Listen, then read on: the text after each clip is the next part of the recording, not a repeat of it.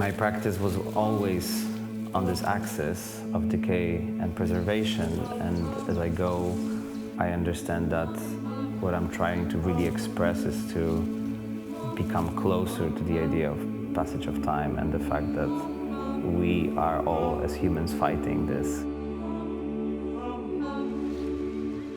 My name is Marcin Rusak, and I am somewhat of a designer and an artist.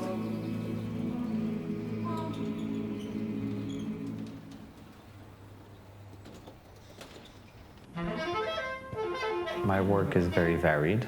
It usually starts with the research around the concept that I'm interested in, and then the fruits of this research, they become experiments.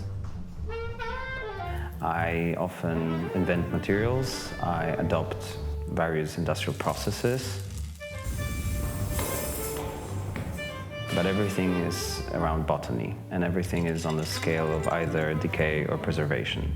So I create objects, I create installations, and I create work that is either meant to last or is there to decompose and disappear.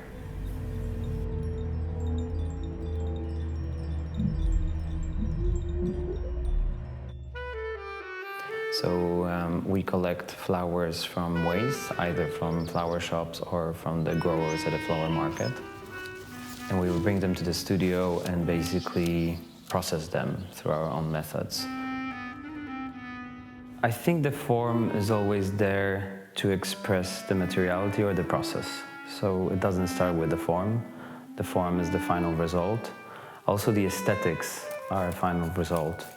And I often look for beauty because this is for me a way to connect to people. I try to take the material and I follow where it wants to go, and I try to connect it together to reveal something completely new. Oftentimes it's the people that I work with, collaborators or craftsmen, that influence the process through their skills or through their expertise.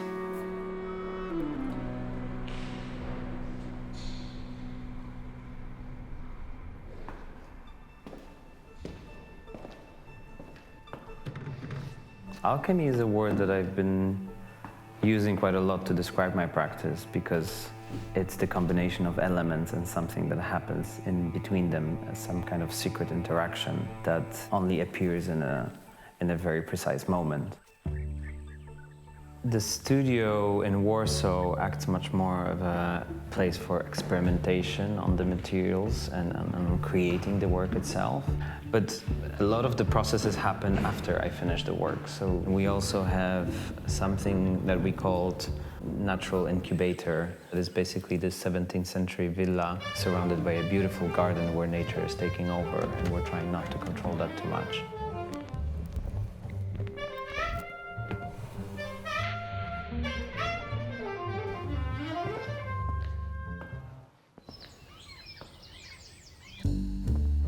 One chapter is very intentional, where I create the work and it's completed, and the other chapter is much more about the environment influencing the work itself. The sun can melt a piece, the fungi can grow over the surface of the work, the acidity of a rain can decompose certain elements. It would be a very beautiful thing that, after some time it just purely disappears and you're left with a blank canvas. And what does it say about the piece that was there? Do you want to preserve it? Do you want it to still be there? Can you do it? Is there any way of holding on to things like that? So this is why I started to embody this way of thinking into the objects that I create. My grandfather and his grandfather were both flower growers.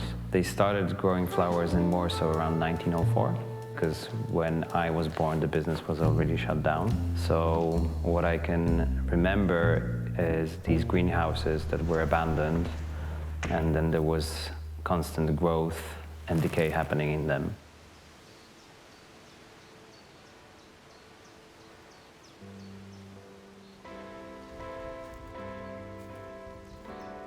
I often compare flowers to the objects that I create, because flowers, they do show the most amount of change and transformation visually.